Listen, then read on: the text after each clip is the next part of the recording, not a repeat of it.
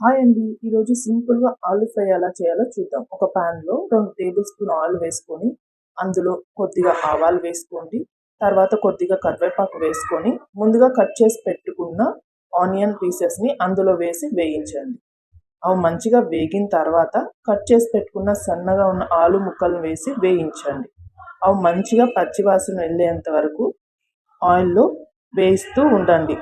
ఇలా వేయించిన తర్వాత మనకి కొద్దిగా జీలకర్ర వేసి వేయించండి టేస్ట్ కోసం.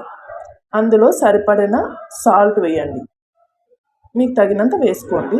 తర్వాత కొద్దిగా పసుపు చిటికెడు వేసుకోండి, బాగుంటుంది. తర్వాత కొద్దిగా ధనియా పౌడర్, కొద్దిగా చిల్లీ పౌడర్ కారం తినే వాళ్ళు ఉంటే కొద్దిగా ఎక్కువ కారం వేసుకోండి. నేనైతే కారం తక్కువ తింటాను కాబట్టి కొద్దిగా కారం వేసుకొని వేయించండి. ఇలా వేయించిన తర్వాత ఒక 5 మినిట్స్ తర్వాత ఎంతో రుచికరమైన ఆలు ఫ్రై రెడీ అవుతుంది. ఇది వేడి వేడి అన్నంలోకి ఆలు ఫ్రైతో తింటే చాలా బాగుంటుంది. మీరు ఒకసారి ట్రై చేసి ఎలా ఉందో చూసి చెప్పండి. Thanks for watching this video.